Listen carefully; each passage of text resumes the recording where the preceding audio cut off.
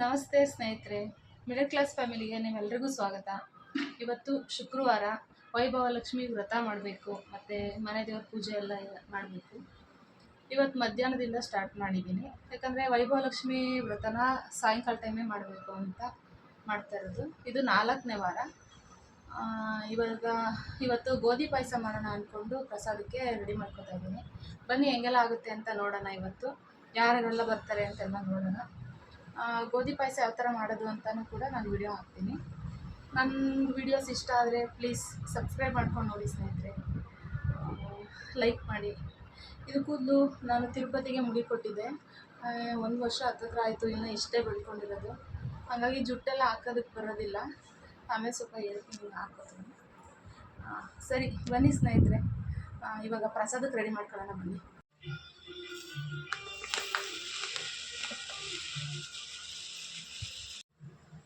ಈ ಬಟ್ಲಲ್ಲಿ 1 ಬಟ್ಲಷ್ಟು ಗೋಧಿ ನುಚ್ಚು ಹಾಕೋತಾ ಇದ್ದೀನಿ. ಈ ಗೋಧಿ ನುಚ್ಚನ್ನ ಇಷ್ಟೇ ಸಾಕಿಷ್ಟು ಪ್ರಸಾದಕ್ಕೆ. ನೋಡಿ, ಈ ಥರ ಗೋಧಿ ನುಚ್ಚು ಸಿಗುತ್ತೆ ಅಂಗಡಿಗಳಲ್ಲಿ. ಗೋಧಿ ನುಚ್ಚು ಹಾಕೋದ್ರಿಂದ ಸ್ವಲ್ಪ ಬೇಗನೂ ಆಗುತ್ತೆ. ಗೋಧಿ ಹಾಕೋದಕ್ಕಿಂತ ಗೋಧಿ ನುಚ್ಚು ಹಾಕಿದ್ರೆ ಚೆನ್ನಾಗಿ ಬೇಗ ಆಗುತ್ತೆ. ಇದನ್ನು ಒಂದು 2-3 ಸಲ ತೊಳ್ಕೊಂಡು ಮತ್ತು ಮಡಿ ನೀರಲ್ಲಿ ನೆನೆ ಹಾಕ್ಕೋತೀನಿ. ಬನ್ನಿ ಮಾಡೋಣ.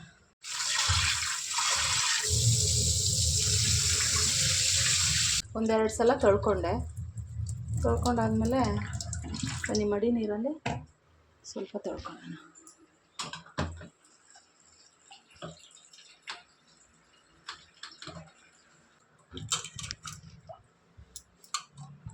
ಸಿಂಕ್ ನೀರಲ್ಲೇ ನನಗೆ ತೊಳೆದ್ಬಿಟ್ಟು ನೆನೆ ಹಾಕೋದಕ್ಕೆ ಒಂಥರ ಬೇಜಾರಾಗುತ್ತೆ. ಯಾಕಂದರೆ ಪ್ರಸಾದ ಮಾಡ್ತಾ ಇರೋದು ಸ್ವಲ್ಪ ಮಡಿಯಿಂದನೇ ಮಾಡಬೇಕು. ಹಾಗಾಗಿ ನಾನು ಸಿಂಕ್ ನೀರಲ್ಲಿ 1-2 ಸಲ ತೊಳೆದ್ಬಿಟ್ಟು ಈ ಥರ ಅಕ್ವಾಗಾರ್ಡಲ್ಲಿ ಸ್ವಲ್ಪ ಇನ್ನೊಂದು ಸಲ ತೊಳೆದ್ಬಿಟ್ಟು ನೆನೆ ಹಾಕ್ಕೋತೀನಿ. ನೋಡಿ, ಈ ಥರ ನೆನ್ಕೊಳ್ಳಿ. ಅದು ನಾನು ಪೂಜೆಗೆ ರೆಡಿ ಮಾಡ್ಕೊಳೋ ಅಷ್ಟೊತ್ತಿಗೆ ಅದು ಸ್ವಲ್ಪ ನೆನ್ಕೊಳ್ಳುತ್ತೆ. ಹೆಸರುಬೇಳೆ ನೆನೆ ಹಾಕೋಣ ಬನ್ನಿ. ಒಂದಷ್ಟು ಹೆಸರುಬೇಳೆ ಹಾಕ್ತಾಯಿದ್ದೀವಿ. ಚಲೋ ಐತೆಲ್ಲ. ನೋಡಿ, ಈ ಥರ ಗೋಧಿ ನುಚ್ಚು ಮತ್ತು ಹೆಸರುಬೇಳೆನ ನೆನೆ ಹಾಕೊಂಡಿದ್ದೀನಿ. ನಾನು ಪೂಜೆಗೆಲ್ಲ ರೆಡಿ ಮಾಡ್ಕೊಳ್ಳೋ ಅಷ್ಟೊತ್ತಿಗೆ ಇದೆಲ್ಲ ನೆನ್ಕೊಳ್ಳುತ್ತೆ. ಆಮೇಲೆ ಒಂದು ಪ್ರಸಾದಕ್ಕೆ ರೆಡಿ ಮಾಡೋಣ ಬನ್ನಿ ಸ್ನೇಹಿತರೆ. ಇವಾಗ ಪೂಜೆ ಎಲ್ಲ ಆಯಿತು. ಒಂದು ಅರ್ಧ ಗಂಟೆ ಇದು ನೆಂದಿತ್ತು ನೋಡಿ. ಗೋಧಿ ನುಚ್ಚು ಚೆನ್ನಾಗಿ ನೆಂದಿದೆ. ನೀರು ಸಮೇತನೇ ಹಾಕ್ಬಿಟ್ಟು 1-2 ವಿಷಲ್ ಕೂಗಿಸ್ಕೊಬೇಕಾಗುತ್ತೆ. 1-2 ವಿಷಲ್ ಕೂಗಿಸ್ಕೊಂಡ್ರೆ 1-2-3 ವಿಷಲ್ ಕೂಗಿಸ್ಕೊಂಡ್ರೆ ಚೆನ್ನಾಗಿ ಬೇಯುತ್ತೆ. ಬನ್ನಿ ಇವಾಗ ಕೂಗಿಸ್ಕೊಳ್ಳೋಣ. ಗ್ಯಾಸ್ ಮೇಲೆ ಇಟ್ಬಿಟ್ಟು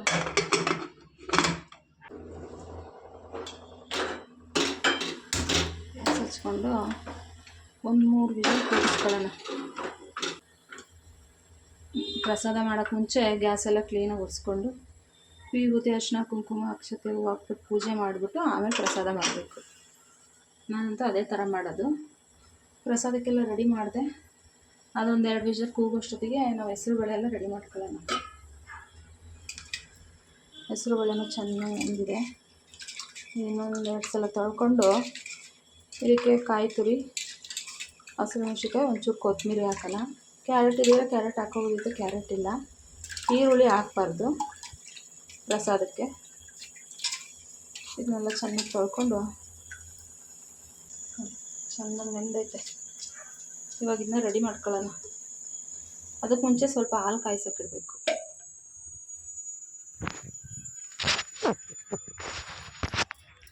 ಹಾಲು ಕಾಯಿಸೋಕ್ಕಿಡೋಣ.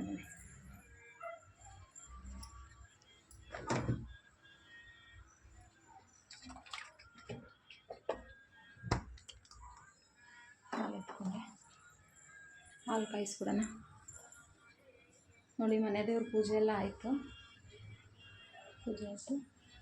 ಇವಾಗ ವೈಭವ ಲಕ್ಷ್ಮಿದು ಕಳಸ ಪ್ರತಿಷ್ಠಾಪನೆ ಮಾಡಿ ಪೂಜೆ ಸ್ಟಾರ್ಟ್ ಮಾಡಬೇಕು. ಅದಕ್ಕೆ ಮುಂಚೆ ಹಾಲೆಲ್ಲ ಕಾಯಿಸ್ಕೊಳ್ಳೋಣ. ಯಾಕಂದರೆ ಗೋಧಿ ಪಾಯಸಕ್ಕೆ ಹಾಲು ಹಾಕ್ಬೇಕು, ಸ್ವಲ್ಪ ಚೆನ್ನಾಗಿರುತ್ತೆ. ಹಾಲು ಬಿಸಿ ಆಯಿತು. ಕುಕ್ಕರ್ 3 ವಿಷಲ್ ಆಯಿತು. ಇವಾಗ ಸ್ವಲ್ಪ ತುಪ್ಪದಲ್ಲಿ ದ್ರಾಕ್ಷಿ ಗೋಡಂಬಿನ ಸ್ವಲ್ಪ ಫ್ರೈ ಮಾಡ್ಕೊಳ್ಳೋಣ. ದ್ರಾಕ್ಷಿ ಗೋಡಂಬಿನ ಸಾಕು, ಚೆನ್ನಾಗಿರುತ್ತೆ. ಆ ತಾಯಿಗೆ ಎಲ್ಲದನ್ನು ಹಾಕಿ, ಎಲ್ಲ ಥರದನ್ನು ಹಾಕಿ ಭಕ್ತಿಯಿಂದ ಶುದ್ಧ ಮನಸ್ಸಿಂದ ಮಾಡಿದ್ರೆ ಆ ತಾಯಿಗೆ ಪ್ರೀತಿ ಆಗುತ್ತಂತೆ. ದ್ರಾಕ್ಷಿ ಗೋಡಂಬಿ ಎಲ್ಲ ಜಾಸ್ತಿ ಹಾಕಿ ತುಪ್ಪದಲ್ಲಿ ಚೆನ್ನಾಗಿ ಫ್ರೈ ಮಾಡ್ಕೊಳ್ಳೋಣ. 2 ನಿಮಿಷ, ಜಾಸ್ತಿ ಏನು ಬೇಡ.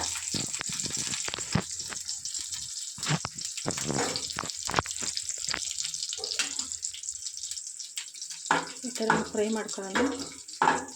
ನನ್ನ ಹತ್ರ ಟ್ರೈ ಫ್ರೂಟ್ ಇಲ್ಲ ಸ್ನೇಹಿತರೆ, ಅದಕ್ಕೆ ಕೈಯಲ್ಲೇ ಇಟ್ಕೊಂಡು ಮಾಡ್ತಾಯಿದ್ದೀನಿ. ಹಂಗಾಗಿ ವಿಡಿಯೋ ಸ್ವಲ್ಪ ಚೆನ್ನಾಗಿ ಬರುತ್ತೆ ಅನ್ನೋ ಗೊತ್ತಿಲ್ಲ. ಮಾಡ್ತಾಯಿದ್ದೀನಿ ಈ ಥರ ಚೆನ್ನಾಗಿ ಫ್ರೈ ಮಾಡಿಕೊಂಡು ಈ ಥರ ಸ್ವಲ್ಪ ತುಂಬ ಸೀದೋಗೋ ಥರ ಇದು ಮಾಡೋದು ಸಾಕಿಷ್ಟು. ಇಷ್ಟು ಮಾಡಿಕೊಂಡು ಒಂದು ಬಟ್ಲಲ್ಲಿ ಹಾಕ್ಕೊಬಿಡೋಣ. ಏಕೆಂದರೆ ಬೆಲ್ಲನೂ ಇದರಲ್ಲೇ ನಾನು ಸ್ವಲ್ಪ ಕರಗಿಸ್ಕೊಬಿಡ್ತೀನಿ. ಏಕೆಂದರೆ 2-3 ಪಾತ್ರೆ ಮಾಡೋ ಬದಲು ಒಂದೇ ಪಾತ್ರೆಯಲ್ಲಿ ಮಾಡ್ಕೊಬೋದಲ್ಲ.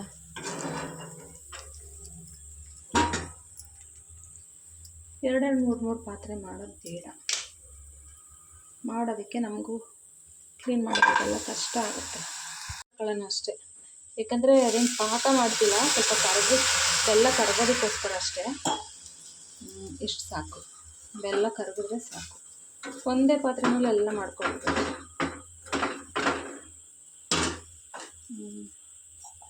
ಈಗ ಬ್ಯುಸಿ ಟೈಮಲ್ಲಿ ಬ್ಯುಸಿ ಆಗಿರ್ತೀವಿ, ಇಷ್ಟು ಕೆಲಸ ಜಾಸ್ತಿ ಇರುತ್ತೆ. ಅಂಥ ಟೈಮಲ್ಲಿ ಪಾತ್ರೆಗಳು ಜಾಸ್ತಿ ಮಾಡ್ಕೊಳ್ಳೋದೇನು ಬೇಡ. ನಾನಂತೂ ಹಿಂಗೆ ಮಾಡ್ಕೊಳ್ಳೋದು. ಈ ಥರ ಸ್ವಲ್ಪ ಕರಗಲಿ ಬೆಲ್ಲ, ಪಾಕ ಏನು ಬೇಡ, ಬೆಲ್ಲ ಕರಗಿದ್ರೆ ಸಾಕು. ಇದನ್ನು ವಿಷಲ್ ಬಿಟ್ಟಿಲ್ಲ, ಅದು ವಿಷಲ್ ಬಿಡೋ ಅಷ್ಟೊತ್ತಿಗೆ ಇದು ಕರಗುತ್ತೆ. ಆಮೇಲೆ ಸಿಂಪಲ್, ಬೇಗ ಆಗೋಗುತ್ತೆ ಅಷ್ಟೆ. ನಾನು ನಂದಿನಿ ತುಪ್ಪನೇ ಹಾಕೋದು, ಇದೇ ತುಪ್ಪನೇ ನಾನು ಪ್ರಸಾದಕ್ಕೆಲ್ಲ ಹಾಕೋದು. ಮತ್ತು ಎಲ್ಲ ರೆಡಿ ಮಾಡ್ತಾಯಿದ್ದೀನಿ, ಎಲ್ಲ ರೆಡಿ ಮಾಡಿದ್ದೀನಿ. ಪೂಜೆಗೆಲ್ಲ ರೆಡಿ ಮಾಡಿ ಇಟ್ಕೊಂಡಿದ್ದೀನಿ.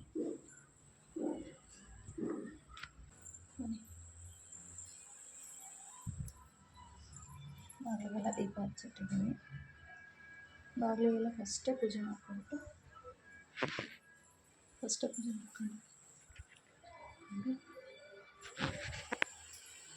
ಬೆಲ್ಲ ಕರಗ್ತಾ ನೋಡೋಣ. ಕರಗಿಲ್ಲ, ಇನ್ನೂ ಸ್ವಲ್ಪ ಕರಗಬೇಕು. ಕರಗುತ್ತೆ, 1-2 ನಿಮಿಷ.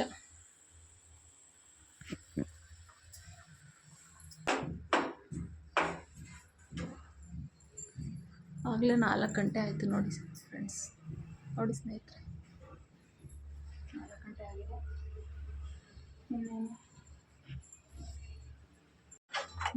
ವಿಷಲೆಲ್ಲ ಬಿಟ್ಟಿದೆ ನೋಡಿ, ಈ ಥರ ಬೆಂದಿರುತ್ತೆ.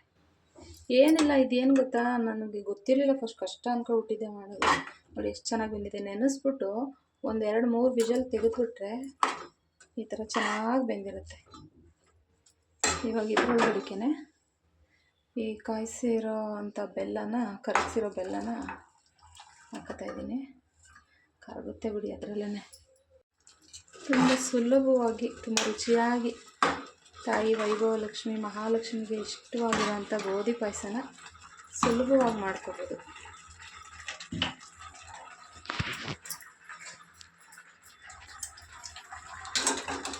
ಇವಾಗ ಇದರೊಳಗಡೆ ಸ್ವಲ್ಪ ಹಾಲು ಹಾಕೋಣ.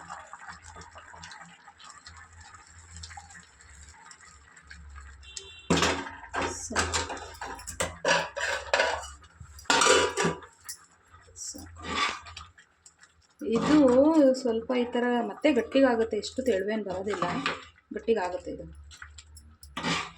ನೋಡಿ. ಇವಾಗ ಇದ್ರೊಳಗಡೆಗೆ ಆವಾಗಲೇ ಸ್ವಲ್ಪ ತುಪ್ಪದಲ್ಲಿ ಹುರಿದಿಟ್ಕೊಂಡಿದ್ವಲ್ಲ ದ್ರಾಕ್ಷಿ ಗೋಡಂಬಿನ, ಅದನ್ನು ಹಾಕ್ತೆ. ಇಷ್ಟೇ, ನಾನಂತೂ ಇದೇ ಥರ ಸಿಂಪಲಾಗಿ ಮಾಡ್ಕೊತೀನಿ ಸ್ನೇಹಿತರೆ. ಸಾಕಿಷ್ಟು, ಇಷ್ಟು ಗಟ್ಟಿಗಾದರೆ, ಇಷ್ಟು ಹೇಳಿದ್ರೆ ಸಾಕು. ಆಮೇಲೆ ಸ್ವಲ್ಪ ಗಟ್ಟಿಗೆ ಆಗುತ್ತೆ. ಇಲ್ಲಿ ಸ್ವಲ್ಪ ಕೊಬ್ಬರಿ ತುರಿನೂ ಹಾಕೋಬೋದು, ಕೊಬ್ಬರಿ ತುರಿ ಇರಲಿಲ್ಲ, ಕೊಬ್ಬರಿ ಇರಲಿಲ್ಲ, ಅದಕ್ಕೆ ನಾನು ಹಂಗೆ ಮಾಡ್ಕೊತೀನಿ. ನೋಡಿ ಎಷ್ಟು ರುಚಿಯಾದ, ನಿಜವಾಗ್ಲೂ ತುಂಬ ಟೇಸ್ಟಾಗಿರುತ್ತೆ, ತುಂಬ ರುಚಿಯಾಗಿರುತ್ತೆ. ಮತ್ತು ಲಕ್ಷ್ಮಿಗೆ ತುಂಬ ಪ್ರಿಯವಾದ ಇಷ್ಟವಾದ ಗೋಧಿ ಪಾಯಸ ಇದು. ಲಕ್ಷ್ಮಿಗೆ ಗೋಧಿ ಪಾಯಸ ಅಂದರೆ ತುಂಬ ಇಷ್ಟ ಅಂತೆ, ಅದಕ್ಕೆ ನಾನು ಇದು 2ನೇ ಸಲ ಮಾಡ್ತಾಯಿರೋದು. ಇದು 4ನೇ ವಾರದ ವೈಭವಲಕ್ಷ್ಮಿ ಪೂಜೆ ನಂದು. ಫಸ್ಟ್ನೇ ವಾರದಲ್ಲಿ ಒಂದು ಸಲ ಮಾಡಿದ್ದೆ, ಇದು 4ನೇ ವಾರದಲ್ಲಿ ಒಂದು ಸಲ ಮಾಡ್ತಾಯಿದ್ದೀನಿ. ನೋಡಿ ನಿಜವಾಗ್ಲೂ ತುಂಬಾ ರುಚಿಯಾಗಿ ಟೇಸ್ಟಾಗಿ ಅದ್ಭುತವಾಗಿರುತ್ತೆ. ನೋಡಿ ಇಷ್ಟಾಗಿದೆ. ಕೊಬ್ಬರಿ ಇರಲಿಲ್ಲ ಅಂದ್ಕೊಂಡು ಒಂದು ಬಟ್ಲಷ್ಟು ಕಾಯಿ ತುರಿನೇ ತುರಿದ್ಬಿಟ್ಟು ಹಾಕ್ತಾಯಿದ್ದೀನಿ. ಆ ಟೇಸ್ಟ್ ಚೆನ್ನಾಗಿರುತ್ತೆ ಅಂತ. ರುಚಿ ನಿಜವಾಗ್ಲೂ ತುಂಬ ಚೆನ್ನಾಗಿರುತ್ತೆ. ಕಾಯಿ ತುರಿ ಹಾಕ್ಕೊಂಡ್ರು, ಕೊಬ್ಬರಿ ತುರಿ ಹಾಕ್ಕೊಂಡ್ರೂ ಚೆನ್ನಾಗಿರುತ್ತೆ. ಇಲ್ಲಾಂದರೆ ಕಾಯಿ ತುರಿ ಕೂಡ ಹಾಕ್ಕೋಬೋದು. ಏಲಕ್ಕಿ ಪುಡಿ ಹಾಕಿದ್ದೀನಿ ನಾನು, ಅದು ವಿಡಿಯೋ ರೆಕಾರ್ಡೇ ಆಗಿಲ್ಲ. ನೋಡಿ ಸಾಕಲ್ಲ ಅಷ್ಟು, ಎಷ್ಟು ಚೆನ್ನಾಗಿರುತ್ತೆ. ಆ ತಾಯಿಗೆ ತುಂಬ ಪ್ರೀತಿ, ಇದು ತುಂಬ ಇಷ್ಟ ಅಂತೆ.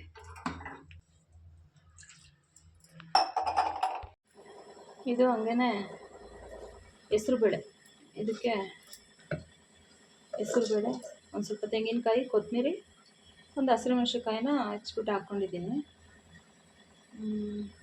ನೈವೇದ್ಯ ಮಾಡುವಾಗ ಒಂಚೂರು ಉಪ್ಪು ಹಾಕೋತೀನಿ. ಗೋಧಿ ಪಾಯಸ, ಹೆಸರುಬೇಳೆ ಪ್ರಸಾದಕ್ಕೆ ಮಾಡಿದ್ದೀನಿ. ಬನ್ನಿ ಈ ಪೂಜೆಗೆ ರೆಡಿ ಮಾಡ್ಕೊಂಡು ಪೂಜೆ ಮಾಡೋಣ. ಪೂಜೆ ಎಲ್ಲ ಮುಗೀತು ನೋಡಿ, ಈ ಥರ ಮಾಡಿದ್ದೀನಿ ಪೂಜೆನ. ವೈಭವಲಕ್ಷ್ಮಿ ಪೂಜೆ ಎಲ್ಲ ಚೆನ್ನಾಗಾಯಿತು. ಪೂಜೆ ಎಲ್ಲ ಮುಗಿಯೋಷ್ಟೊತ್ತಿಗೆ 6:30, 6:45 ಆಯಿತು. ಪೂಜೆ ತುಂಬ ಚೆನ್ನಾಗಾಯಿತು, ಯಾವುದೇ ಏನು ಅಡ್ಡಿ ಆತಂಕ ಇದೆ. ಪೂಜೆ ಸುಸೂತ್ರವಾಗಿ ತುಂಬ ಚೆನ್ನಾಗಾಯಿತು. ಅದೇ ನಿಮ್ಮೆಲ್ಲರಿಗೂ ಒಳ್ಳೇದು ಮಾಡಲಿ.